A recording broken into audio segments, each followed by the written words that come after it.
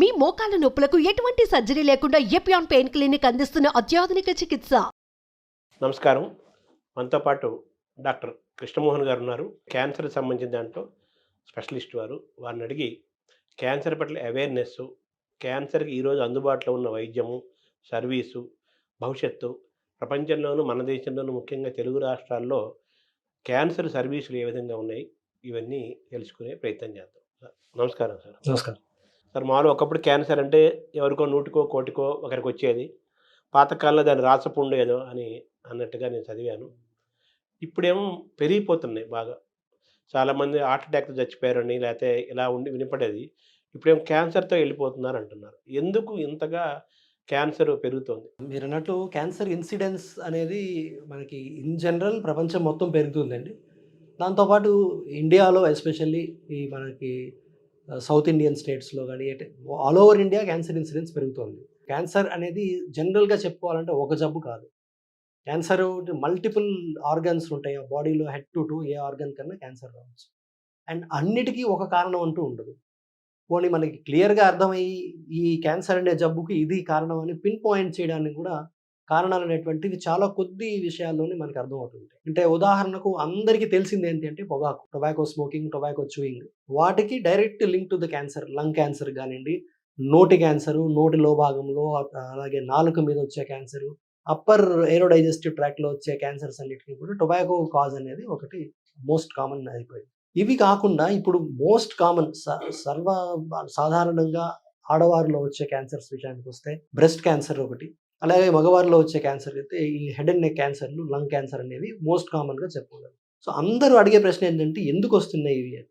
ఎందుకు వస్తున్నాయి అంటే ఈ one and only one reason మనం అర్థం చేసుకుంది ఏంటి అంటే, ఒకటి టొబాకో యూజ్, రెండవది లైఫ్ స్టైల్. లైఫ్ స్టైల్ అంటే ఎలాంటి లైఫ్ స్టైల్? ఈ రెండు మనకి కొంత గొప్ప అర్థమైనవి. వీటి కారణం వల్ల మనకి క్యాన్సర్స్ అనేవి వస్తున్నాయని చెప్పుకోవచ్చు. మామూలుగా మీరు చెప్తున్నట్టుగా ఈ పొగాకు, సిగరెట్ స్మోకింగ్ అలవాటు లేకుండా, డ్రింక్ అలవాటు లేకుండా, ఎటువంటి బ్యాడ్ హ్యాబిట్స్, వ్యసనాలు లేకుండా, పల్లెటూరులో చాలా క్రమశిక్షణగా చాలా కాలం పాటు షుగరు, బీపీ కూడా లేకుండా చాలా క్రమశిక్షణ కలిగిన జీవితము, మంచి ఆరోగ్యము ఉన్న వాళ్ళకు కూడా క్యాన్సర్ అటాక్ అవుతుంది కదా. అది ఎక్కడ ఉంది దాని సీక్రెట్? వీళ్ళకి ఎందుకు వస్తుంది అనుకుంటే కొన్ని రకాల జన్యుపరమైన మార్పులు వాళ్ళ బాడీల్లో కానీ వాళ్ళ జెనెటిక్ దీంట్లో కానీ వచ్చి ఉండొచ్చు.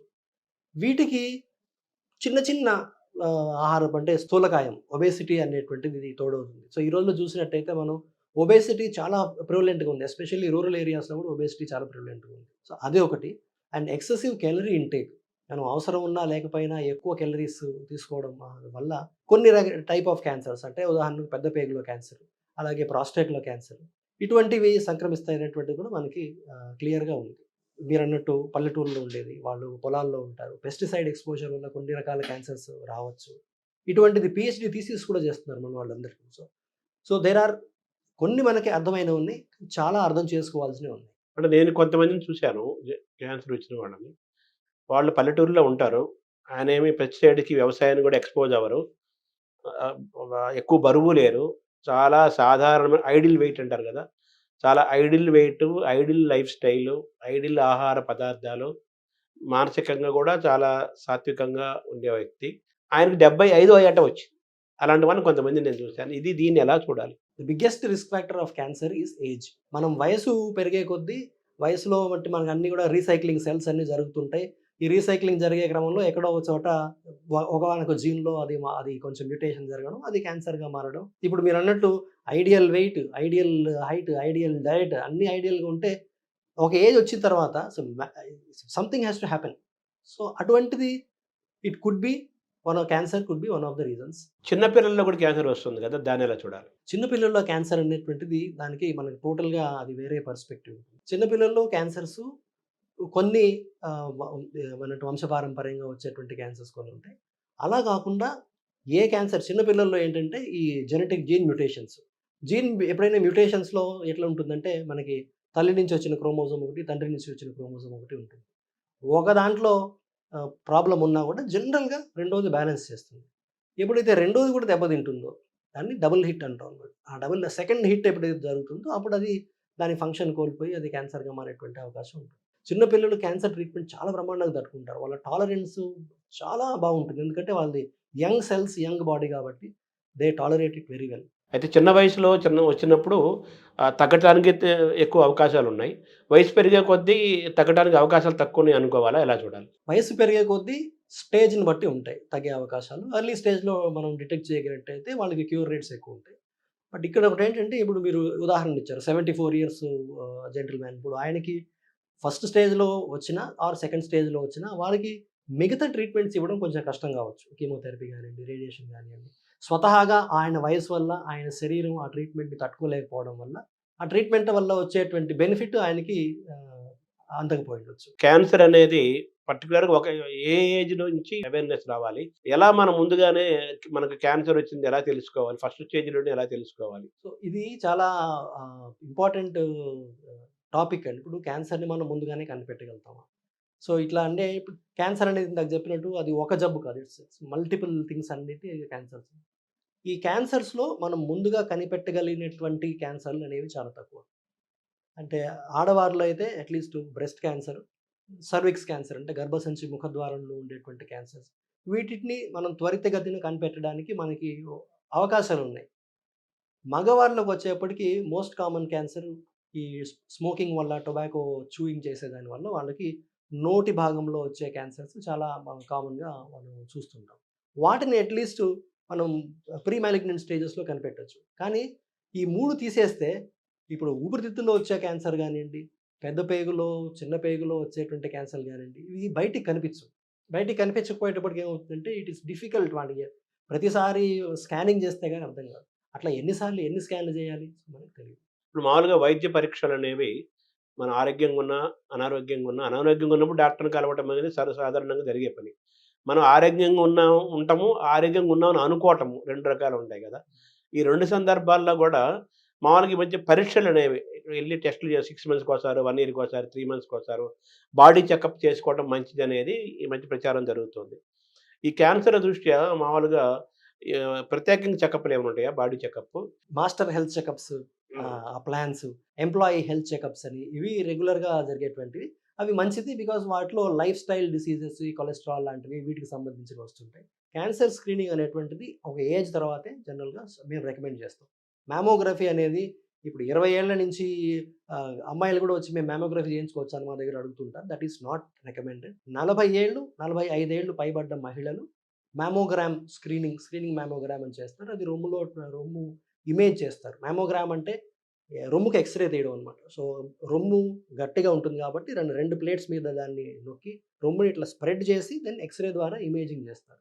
అలాగే గర్భసంచి ముఖద్వారం దగ్గర వచ్చేటువంటి సర్విక్స్ క్యాన్సర్‌కి పాప్ స్మియర్ అని ఒక టెస్ట్ చేస్తారు. అలాగే 2 ఆడవారికి, మగవారికి కలిసి రికమెండేషన్ పరంగా మనం చూస్తే మగవారికైతే ఎస్పెషల్‌గా కోలన్ క్యాన్సర్, పెద్ద పేగు క్యాన్సర్‌కి 45 ఇయర్స్ తర్వాత ఏజ్‌లో 3 ఇయర్స్‌కి ఒకసారి కొలనోస్కోపీ అనేది చేయించుకోవాలండి. మోషన్‌లో బ్లడ్ ఏమన్నా వస్తుందని ఆ టెస్ట్ చేయించుకోవడం.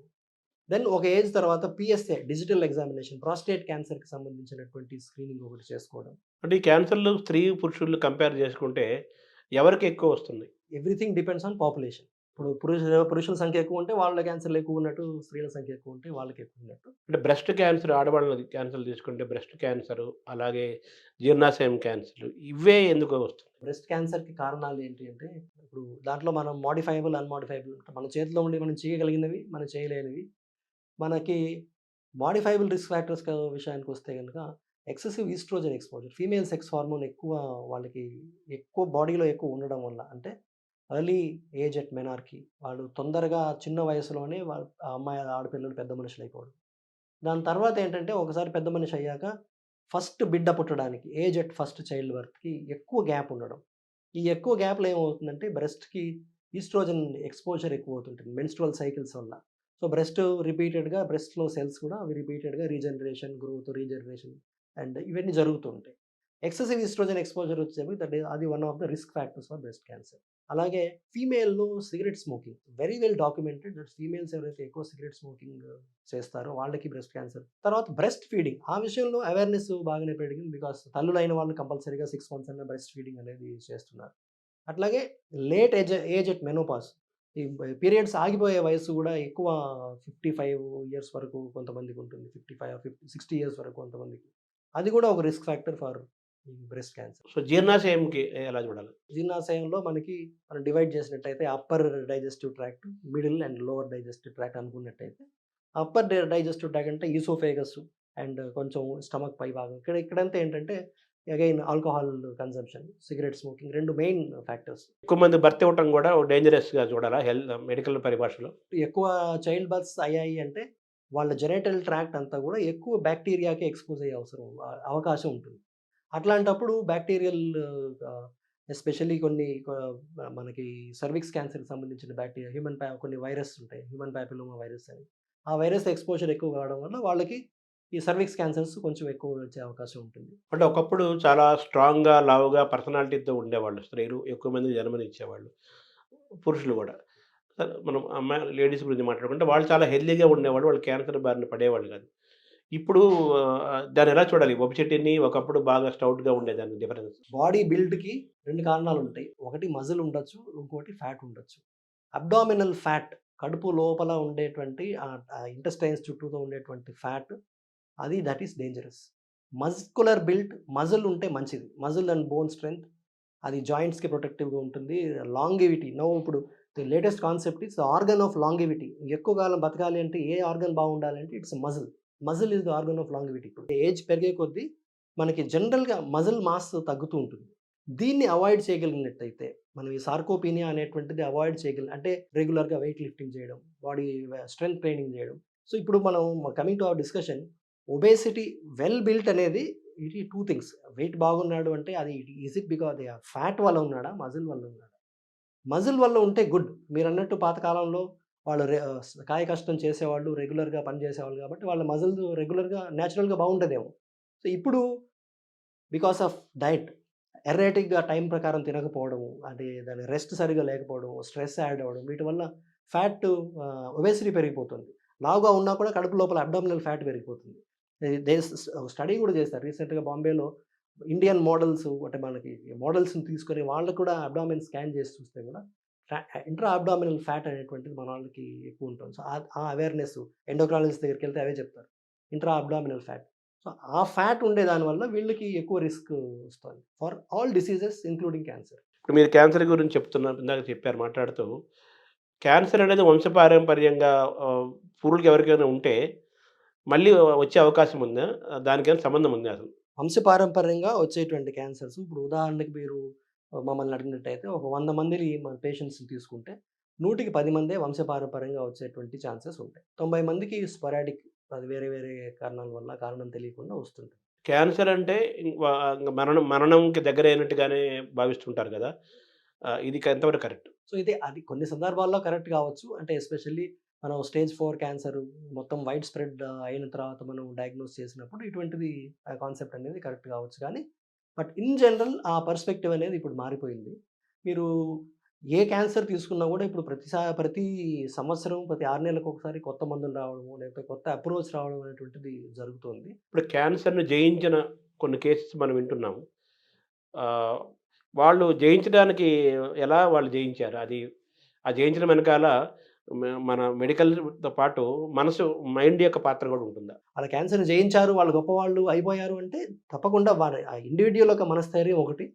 But at the same time supporting systems అన్ని చోట్ల, ఇంట్లో, బయట, వర్క్ ప్లేస్లో అండ్ హాస్పిటల్లో సైకలాజికల్, సైకోసోషల్ కౌన్సిలింగ్ ఇన్ని కలిస్తే మనం ఒక సక్సెస్ఫుల్ క్యాన్సర్ సర్వైవర్ని చూడగలుగుతాం. 4th స్టేజ్, లాస్ట్ స్టేజ్కి వచ్చి కూడా క్యాన్సర్ జయించిన వాళ్ళు ఎవరైనా ఉన్నారా? 4th స్టేజ్ క్యాన్సర్లో అన్నిసార్లు మనం క్యూర్ చేయలేము. జనరల్గా 4th స్టేజ్ క్యాన్సర్లో క్యూర్ అనే మాట చాలా అరుదుగా వాడతాం.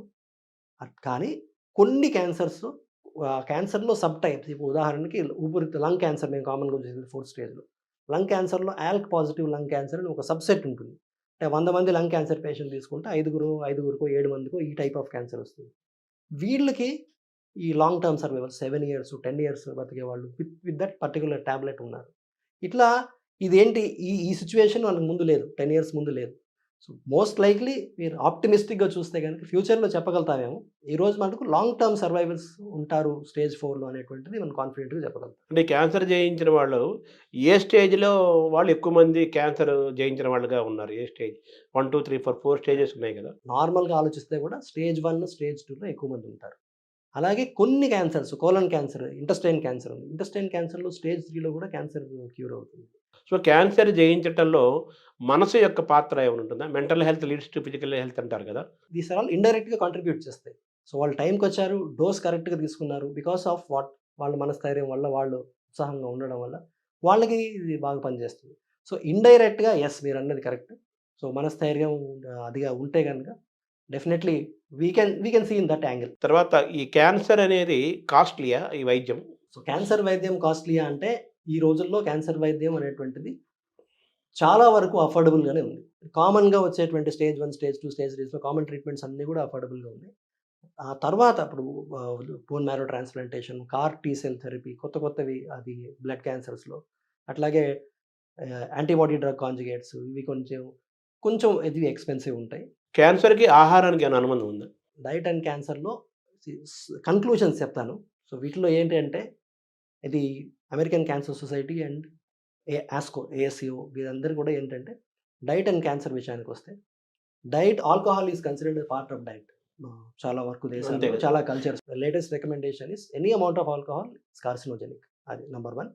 నంబర్ 2 యానిమల్ ఫ్యాట్ ఇంటేక్ తగ్గించాలి. యానిమల్ ఫ్యాట్ అంటే రెడ్ మీట్‌లో ఉంటుంది. రెడ్ మీట్ అంటే పోర్క్, బీఫ్ ఇటువంటివి రెడ్ మీట్ కన్సంప్షన్ తగ్గించాలి. రెడ్ మీట్ కన్సంప్షన్ వల్ల యానిమల్ ఫ్యాట్ కన్సంప్షన్ కొంచెం ఎక్కువై అది కొన్ని రకాల క్యాన్సర్స్‌కి కారణం అవుతుంది. అండ్ ఆఫ్ కోర్స్ టొబాకో గురించి చెప్పే అవసరం లేదు. And ideal body weight maintain చేయాలి. ఎలా చేయాలి అంటే we have to maintain our body weight. అదే రోజుకి 10,000 అడుగులు అంటుంటారు. 10,000 అడుగులు అది ఆ concept that is also there. Then ఇవన్నీ కాకుండా ఐదోది ముఖ్యమైనది ఏంటంటే గ్రీన్ లీఫీ వెజిటబుల్స్. అది మన క్యారెట్, కీరా లాంటివి, బ్రోకలీ ఏదో ఒకటి లాంటివి కంపల్సరీ ఒక టైమ్ ఆఫ్ ద డేలో అయినా మనం అది కన్జ్యూమ్ చేయాలనేటువంటిది. సో, ఈ 5 రికమెండేషన్స్ డైట్ అండ్ క్యాన్సర్‌కి. ఆహారానికి క్యాన్సర్ కూడా లింక్. ఐ థింక్ ఇంకా మోస్ట్ ఇంపార్టెంట్ కన్సర్న్ ఆహారంలో వెజిటేరియన్, నాన్ వెజిటేరియన్ ఉంటుంది కదా! ఏది డేంజరస్? ఏది healthy? So, in terms of cancer animal fat is not recommended sir. Animal fat అనేటువంటిది అది plant fat is okay. Vegetable ఫ్యాట్‌కి ఎవిడెన్స్ లేదు. యానిమల్ ఫ్యాట్‌కి ఎవిడెన్స్. స్మోక్డ్ ఫిష్ ఇటువంటివి ఎక్కువ గ్రిల్ చేసేది నైట్రేట్స్ ఎక్కువ ఉండే ఫుడ్ వద్దని అంటారు. But otherwise there is no particular comparison vegetarian versus non vegetarian అంటే దేర్ ఈస్. అంటే నాన్ వెజిటేరియన్‌లో కూడా ఫిష్ అనేది చాలా హెల్తీ అంటారు కదా! ఫిష్‌కి ఎప్పుడు రిస్ట్రిక్షన్ లేదు. ఇందాక మీరు చెప్పారు ఫ్యాట్ ఈజ్ ఇల్ హెల్తీ. మన మజిల్ అనేది హెల్తీ అన్నారు కదా! మజిల్ బాగా బిల్డ్ అయితే మంచి ఆరోగ్యంగా ఉంటారు అంటారు కదా! మజిల్ బిల్డింగ్ మనకున్న ఆహారం ఏంటి?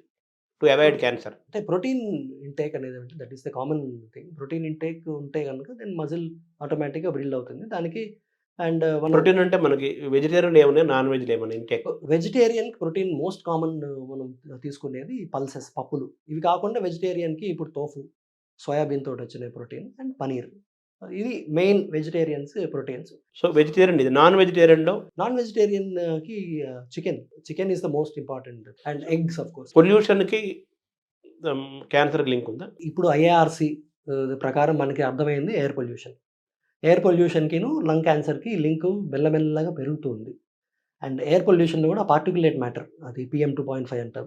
సో, ఆ పార్టిక్యులేట్ మ్యాటర్ అండ్ ఈ బెంజీన్స్, ఈ వెహికల్ పొల్యూషన్ ఉంటుంది కదా! సో, ఇవి these are the most common implicated in cancer causation. Blood cancer అనేది డేంజరస్సా? ఎందుకు బ్లడ్ క్యాన్సర్ అంటారు మామూలుగా? క్యాన్సర్ అనగానే బ్లడ్ క్యాన్సర్ అనే మాట ఎందుకు వినపడుతుంది? మన క్యాన్సర్స్ తీసుకున్నట్టయితే blood cancers, solid organ tumours cancers అని 2గా డివైడ్ చేస్తాం. ఎందుకంటే ఈ బ్లడ్ క్యాన్సర్స్ అనేటువంటిది టోటల్‌గా దాని అప్రోచ్, దాని ట్రీట్మెంట్ విధానం, దాని డయాగ్నోసిస్‌లో మనం వాడేటువంటి పద్ధతులు ఇవన్నీ కూడా వేరుగా ఉంటాయి.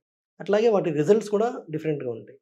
మిగతా సాలిడ్ ట్యూమర్స్ అనేవి ఒక పద్ధతిలో ఉంది. దాంట్లో స్టేజ్‌లు మాట్లాడతాం. Stage 1, stage 2. బ్లడ్ క్యాన్సర్స్‌లో ఏంటంటే లుకీమియాస్ అంటాం. ఈ లుకీమియాస్ అనేటువంటి దాంట్లో మనం స్టేజెస్ మాట్లాడం. ఎందుకంటే క్యాన్సరు రక్తంలో ఉంది. రక్తం శరీరం అంతా తిరుగుతుంది కాబట్టి we don't talk about stages. Blood క్యాన్సర్‌లో types ALL, AML, CLL, CML ఇలాగా మనం టైప్స్ మాట్లాడతాం. బ్లడ్ క్యాన్సర్ అనే వాటికి అందరికీ ఏందంటే పేరు బ్లడ్ అంటే రక్తం కక్కుతాడు, లేకపోతే రక్తం సినిమాలో మోషన్‌లో చూసి పోతుంది, రక్తం వాంతి అవుతుంది. ఇలా అంటే ఒక పిక్చర్ ఒకటి ఫార్మ్ అవుతుంది. అందుకని బ్లడ్ క్యాన్సర్ అనగానే అందరూ భయపడిపోతారు. సో, దీనికేంటంటే బ్లడ్ క్యాన్సర్ అనేటువంటిది ఇట్ ఈస్ డెఫినెట్‌లీ మాకు ఆంకాలజిస్ట్ కూడా బ్లడ్ క్యాన్సర్ అనగానే మేము అలర్ట్ అవుతాం. ఎందుకంటే అది ఒక్కొక్కసారి అన్‌ఎక్స్‌పెక్టెడ్‌గా టర్న్ అవుతుంటదనమాట. వాళ్ళకి ఇమ్యూనిటీ పవర్ తగ్గిపోతుంది. బికాస్ ఆ రక్తం కణాలన్నిటిని కూడా క్యాన్సర్ కణాలు నిండిపోతాయి కాబట్టి, నార్మల్ ఫంక్షనింగ్ తక్కువైపోతుంది. వాళ్ళకి బ్రీతింగ్ అందకపోవచ్చు. ప్లేట్‌లెట్స్ కౌంట్ తక్కువైపోయి బ్లీడ్ అవ్వచ్చు. ఈ బ్లీడింగు బ్రెయిన్‌లోనో, లంగ్స్‌లోనో అయితే సడెన్‌గా పేషెంట్‌కి ఏమైనా జరిగిపోవచ్చు కాబట్టి, డాక్టర్లు కూడా బ్లడ్ క్యాన్సర్ అనగానే అలర్ట్ అవుతారు వెంటనే. వాటిలో అలర్ట్ మేము చెక్ చేసేదేంటంటే, ఈ ఏఎల్ఎల్, ఏఎంఎల్, సీఎల్ఎల్, సీఎల్ఎల్ ఈ టైప్‌లో ఏది అనేది. ఏ ఏస్తున్న ఏఎంఎల్ అన్నా, ఏఎల్ఎల్ అన్నా అక్యూట్ అంటే ఈ వెంట వెంటనే నిన్న మొన్న వచ్చింది. తొందరగా దానికి ఏమన్నా జరుగుతుంది అనేటువంటిది అది కొండ గుర్తు. క్రానిక్ అనేటువంటిది కొంతకాలం నుంచి ఉంది. అది కొంచెం పర్వాలేదు అనేటువంటిది ఒక కాన్సెప్ట్ అనమాట. సో, అందుకని బ్లడ్ క్యాన్సర్ అంటే ఇన్ జనరల్ అందరూ భయపడుతుంటారు. బట్ అన్ని బ్లడ్ క్యాన్సర్స్‌లో కూడా భయపడాల్సిన అవసరం లేదు గానీ, తక్షణం ట్రీట్మెంట్ తీసుకోవాల్సిన అవసరం అయితే ఉంది. ఓవరాల్‌గా మీరు చెప్పే దాన్ని బట్టి బ్లడ్ క్యాన్సర్ అనేది అంత ప్రమాదకరం గాదు. నెక్స్ట్ క్యూరబిలిటీ అనేది బాగా ఇప్పుడు వచ్చిందంటారు మీరు. అంతే కదా! తర్వాత మామూలుగా ఈ సెల్స్ ఉంటాయి కదా లోపల ఈ కణాలు, కణాలు చచ్చిపోవటము, కొత్త కణాలు పుట్టటము ఇవన్నీ ఉంటాయి కదా! కొత్త కణాలు పుట్టే కొద్దీ మనకు హెల్త్ ఇంప్రూవ్ అవుతుందంటుంటారు కదా! ఈ కొత్త కణాలు పుట్టటంలో మనిషి యొక్క ఆలోచన విధానం గూడా దాని మీద వాడు యంగ్‌గా ఆలోచించడం, ధైర్యంగా ఉండటం, ఇటువంటి మానసికమైన విధానం వల్ల గూడా కొత్త మంచి సెల్స్ పుడతాయి. అది మళ్ళీ క్యాన్సర్‌ని గూడా మనం జయించే అంతగా గూడా మంచి సెల్స్ పుడతాయని గూడా ఈ మధ్య రీసెర్చ్‌లో వచ్చిందని అంటున్నారు. ఇది ఎంతవరకు నిజం sir? Positive thinking, positive attitude is maybe always good. కానీ అంటే ఇప్పుడు అంటే దాని పాజిటివిటీకి ఈ కొత్త సెల్స్ మంచి సెల్స్ యంగ్ సెల్స్ పుట్టడానికి లింక్ ఉందా సైంటిఫిక్‌గా? సైంటిఫికల్‌గా నేను చదివినంత వరకు లేదండి. ఎక్కడ లేదు. బుక్స్‌లో అట్లాంటిది మరి ఉంటే గనక ఒక సైంటిఫిక్ కాన్సెప్ట్ ఎవరైనా వస్తే దాన్ని మనం డిజైన్ చేయొచ్చు. ప్రాబ్లమ్ ఏం లేదు. కానీ పాజిటివ్ ఎనర్జీ, పాజిటివ్ థింకింగ్ వల్ల side effects chemotherapy side effect ఇది మేమే ఒక ప్రాజెక్ట్ చేసాం. యాక్చువల్లీ 2 ప్రాజెక్ట్స్ చేసాం. కోలన్ క్యాన్సర్‌లో ఒకటి, బ్రెస్ట్ క్యాన్సర్‌లో ఒకటి. మన యాడ్‌లైఫ్ యోగా న్యాచురోపతి వాళ్ళతోటి. ట్రీట్మెంట్ తీసుకునే వాళ్ళకి యోగా న్యాచురోపతి క అట్లా డివైడ్ చేసి ఓన్లీ డైట్ ఇచ్చి కొంతమందికి యోగా న్యాచురోపతి. వాళ్ళకి ఎవరైతే యోగా అండ్ న్యాచురోపతి ప్రాక్టీస్ చేశారో వాళ్ళకి సైడ్ ఎఫెక్ట్స్ తక్కువ అవ్వడం, జనరల్‌గా హెల్త్ బాగా మెయింటైన్ అయ్యింది. క్యాన్సర్ అనగానే ఇమ్యూనిటీగా ఏర్పడే మాట కీమో. ఈ కీమో అనేది కీమో తర్వాత సైడ్ ఎఫెక్ట్స్ వస్తాయా? కీమో అనేది కాస్ట్‌లీయా? కీమో అంటే కీమోథెరపీ క్యాన్సర్‌ని మందుల ద్వారా గ్లూకోజ్‌లోకి వెళ్ళిపో లేకపోతే డైరెక్ట్‌గాను ఐవీ ఇంట్రావీనస్ ఇవ్వడం ద్వారా చేయడం దాన్ని కీమోథెరపీ అంటారు. కీమోథెరపీ వల్ల వచ్చే సైడ్ ఎఫెక్ట్స్ చాలా వరకు టెంపరరీగా ఉంటాయి. అంటే కీమోథెరపీ ఇచ్చిన రోజులు అవి ఉంటాయి. దాని తర్వాత మళ్ళీ హెయిర్ గ్రోత్ ఇవన్నీ వచ్చేస్తాయి. అండ్ కీమోథెరపీ ఇచ్చే ఆ టైంలో ఏమవుతుందంటే మనకి వాంతులు, విరోచనాలు, కొంచెం జుట్టు ఊడిపోవడం, ఇమ్యూనిటీ పవర్ తగ్గడం, ఇన్ఫెక్షన్స్ రావడం ఇవన్నీ జరుగుతుంటాయి. వీటిని కరెక్ట్‌గా ఇప్పుడు మనం టైంకి దాన్ని డయాగ్నోస్ చేసి మీరు డాక్టర్ దగ్గరికి వెళ్తే దాని నుంచి ఈజీగా బయటకొచ్చేస్తారు. కానీ లాంగ్ టర్మ్ చాలా కీమోథెరపీ అయిపోయిన తర్వాత కూడా చాలా సంవత్సరాల వరకు ఉండేటువంటి సైడ్ ఎఫెక్ట్స్ చాలా చాలా తక్కువ. కొంతమందికి చేతులు, కాళ్ళు తిమ్మిర్లు అనేటువంటివి, కొంతమందికి హార్ట్ పంపింగ్ మీద కొన్ని రకాల మెడిసిన్స్ ద్వారా ఎఫెక్ట్ ఉంటుందే గానీ, లాంగ్ టర్మ్‌గా జనరల్‌గా సైడ్ ఎఫెక్ట్స్ ఉండవు. అట్లనే కీమోథెరపీ అంటే కాస్ట్‌లీయా అన్నారు. అన్ని కీమోథెరపీలు కాస్ట్‌లీ కాదు. కొన్ని కీమోథెరపీసే కాస్ట్‌లీ. చాలా వరకు కీమోథెరపీస్ అన్నీ కూడా ఇప్పుడు మనకి జెనరిక్స్ మెడిసిన్స్ చాలా వచ్చేసాయి. అఫోర్డబుల్‌గానే ఉన్నాయి. కీమో వల్ల, థెరపీ వల్ల మ మ గుడ్ సెల్స్ గూడా చచ్చిపోతాయా? సో, కీమోథెరపీ మందుకి మంచి కణం ఏది, చెడు కణం ఏది తేడా తెలీదండి. అది రక్తంలో ఎళ్ళినప్పుడు దాని దారిలో ఏవి కణాలొస్తే అన్నిటిని చంపుకుంటూ పోతుంది. మంచి కణాలు రికవర్ అయిపోతాయి. క్యాన్సర్ కణాలకి రిపేర్ మెకానిజం సరిగ్గా ఉండదు కాబట్టి అవి రికవర్ అవ్వలేదు. సో, కాన్సెప్ట్ అది. కీమోథెరపీ కాన్సెప్టే అది. కీమో అనేది దానికి ఆల్టర్‌నేటివ్ మెథడ్స్ ఏమైనా వచ్చాయా లేటెస్ట్‌గా? కీమో ఈజ్ ఎ మస్టా? కీమోథెరపీకి ఆల్టర్‌నేటివ్ అంటే ఒక్కొక్కసారి మనం టార్గెటెడ్ థెరపీస్ అని, ఇమ్యునోథెరపీస్ అని ఇస్తాం. అది ఆ టార్గెట్ దొరకాలి మనకి కరెక్ట్‌గా. అలాగే ఇమ్యునోథెరపీ అనేటువంటిది ఆ జబ్బులో పనిచేస్తుందనే విషయం మనకు అర్థం కావాలి. అట్లా ఉంటే గనక కీమో బదులు ఈ టార్గెటెడ్ థెరపీ లేదా ఇమ్యునోథెరపీ మనం రొటీన్‌గా ఈ ప్రాక్టీస్‌లో వాడుతున్నాం. బట్ అది అందరికీ అప్లికబుల్ కాదు. ఈ కీమో క్యాన్సర్ పెరగకుండాను, అలాగే క్యాన్సర్ సంఖ్య పెరగకుండాను ఉండటానికి మీరిచ్చే ఒక బెస్ట్ అడ్వైజ్ ఏంటి? ప్రభుత్వానికి, ప్రజలకి, ఆస్పత్రులకి, డాక్టర్స్‌కి? డాక్టర్స్‌కి ఫస్టు అంటే ఇప్పుడు క్యా క్యా క్యా ఆంకాలజిస్ట్‌గా మేము కూడా క్యాన్సర్ సెంటర్‌లో కూర్చొని ఉన్నాం. కానీ జనరల్‌గా కమ్యూనిటీలో ఉండే డాక్టర్స్ అందరికి కూడా ఏంటంటే ఈ అవేర్‌నెస్ డెఫినిట్‌గా పెరిగింది. బట్ ఇన్వెస్టిగేషన్ చేయడానికి వెనకాడొద్దు. ఏదైనా అనుమానం ఉంటే ఒక స్కాన్ చేయడానికో, ఒక టెస్ట్ చేయడానికో వెనకాడొద్దు. డాక్టర్స్ అవేర్‌నెస్ అండ్ దెన్ ఎర్లీగా డయాగ్నోస్ చేసే ప్రయత్నం చేయాలి. పేషెంట్స్ ఆర్ జనరల్ పబ్లిక్ కూడా ఇది ఒక క్యాన్సర్ అయ్యుండొచ్చు అనేటువంటిది ఒకటి మైండ్‌లో పెట్టుకోవాలి. క్యాన్సర్ అనగానే భయపడొద్దు. దానిలో రకరకాల ఆప్షన్స్ ఉన్నాయి. మీరు ఎక్కడున్నారో మీకే తెలీదు కాబట్టి ఆందోళనకు గురి కావద్దు. కరెక్ట్ డాక్టర్‌నో, కరెక్ట్ స్పెషలిస్ట్‌నో కలిస్తే అయిపోతుంది. ప్రభుత్వాలకి ఏంటి అంటే ఈ క్యాన్సర్ అవేర్‌నెస్ క్యాంప్స్ గానీ, క్యాన్సర్ అవేర్‌నెస్ స్క్రీనింగ్ క్యాంప్స్ గానీ మనం కమ్యూనిటీ హెల్త్ సెంటర్ లెవెల్‌లోకి తీసుకెళ్ళాలి. క్యాన్సర్‌కి ఇప్పుడు వ్యాక్సిన్, ఎస్పెషల్లీ సర్విక్స్ క్యాన్సర్‌కి హ్యూమన్ పాపిలోమా వైరస్ వ్యాక్సిన్ వచ్చింది. వ్యాక్సిన్ ఇంకా అందరికీ అందుబాటులోకి రాలేదు. ఆ వ్యాక్సిన్ ఒకటి cancer preventive vaccine at least for cervix cancer అందరికీ అందుబాటులోకి తీసుకురావాలి. And at the same time health కేర్‌లో గుడ్ అమౌంట్ ఆఫ్ బడ్జెట్ మనం క్యాన్సర్ స్క్రీనింగ్ అండ్ ఎర్లీ డిటెక్షన్‌కి చేయాలి. Treatment is different thing. ఈ ప్రైమరీ హెల్త్ కేర్, ప్రైమోర్డియల్ హెల్త్ కేర్‌కి తీసుకెళ్ళాలి. క్యాన్సర్‌కి ఏమన్నా వ్యాక్సిన్ వచ్చే అవకాశం ఉందా? క్యాన్సర్ నివారణకి జనరల్‌గా వ్యాక్సిన్స్ అని ఏవి రాలేదు ప్రస్తుతానికి. రీసెంట్‌గా చదివి ఉంటారు రష్యా వ్యాక్సిన్ ఏదో వచ్చిందని. బట్ అది మన వరకు అందుబాటులోకి రాలేదు. కానీ మనకి క్యాన్సర్‌కి ఇండైరెక్ట్‌గా అంటే హెపటైటిస్ బి వ్యాక్సిన్ తీసుకోవడం ద్వారా లివర్ క్యాన్సర్‌ని అవాయిడ్ చేయొచ్చు. హ్యూమన్ పాపిలోమా వైరస్ వ్యాక్సిన్ తీసుకోవడం వల్ల సర్విక్స్ క్యాన్సర్‌ని మనం అవాయిడ్ చేయొచ్చు. మగ పిల్లల్లో కూడా హెచ్‌పివి వ్యాక్సిన్‌ని కొన్ని దేశాలు అడ్వైస్ చేస్తున్నారు. సో వాళ్ళకేంటంటే head and neck oral cavity cancers మనం అవాయిడ్ చేసే అవకాశం ఉంది. Cancer preventive vaccines at this moment అంటే హెపటైటిస్ బి అండ్ హ్యూమన్ పాపిలో హెచ్‌పివి వ్యాక్సిన్స్ అది మనకి సమృద్ధిగా అందుబాటులో ఉన్నాయి. అందుబాటులో ఉంది. ఇండియాలో కూడా ఉంది. ఇండియాలో ఉన్నాయి. హెపటైటిస్ బి వ్యాక్సిన్ గవర్నమెంట్ ప్రోగ్రామ్స్‌లో కూడా ఉంది. హ్యూమన్ పాపిలోమా వైరస్ ఇంకా గవర్నమెంట్ ప్రోగ్రామ్‌కి రాలేదు. మరి యాంటీబయాటిక్స్ అనేది మరి అవాయిడ్ చేయండి అంటుంటారు. బట్ యాంటీబయాటిక్ యూసేజ్ పెరిగింది. దీన్ని ఎలా చూడాలి? క్యాన్సర్‌కి యాంటీబయాటిక్స్ లింక్ ఉందా? యాంటీబయాటిక్స్‌కి, క్యాన్సర్‌కి డైరెక్ట్ లింక్ లేదు sir. But in general antibiotic usage అనేది చాలా రిస్ట్రిక్ట్ చేయడం అనేటువంటిది మంచి పద్ధతి. మామూలుగా ఏ మెడికల్ షాప్‌లోకెళ్ళినా మనం ఏదైనా మెడిసిన్ కొనుక్కోవాలన్నా సంబడి ఎవరో ప్రిస్క్రిప్షన్ లేకుండా యాంటీబయాటిక్ డిస్పెన్స్ చేస్తుంటారు. So that is a wrong thing. ఎందుకంటే అవి నామ్నా పులి కథలాగా ఎప్పుడు పడితే అప్పుడు వాడేస్తే అసలు అవసరమైనప్పుడు అది పనిచేయకపోవచ్చు. సో కాబట్టి అది అవాయిడ్ చేయడం మంచిది. సో మన శరీరాన్ని మనం గౌరవించాలి, తెలుసుకోవాలి. ఆ తెలుసుకోవడం వల్ల అలాగే డాక్టర్‌ని కలుస్తూ ఉండాలి, టెస్టులు చేసుకోవాలి. ఇవన్నీ జరిగితే క్యాన్సర్ అవేర్‌నెస్ గాని పెరిగితే మనం ప్రిలిమినరీ స్టేజ్‌లోనే క్యాన్సర్‌ని కొంత సంఖ్య తగ్గేది. క్యాన్సర్ ప్రమాదాలు కూడా నివారించవచ్చు. క్యాన్సర్‌ని చూసి భయపడాల్సిన అవసరం ఏమి లేదు అని మీరు ఒక ధైర్యాన్ని, ఒక అవేర్‌నెస్‌ని మీరు ఇస్తున్నారు. అంతే కదా? అవును. అంతే. Thank you sir. Thank you.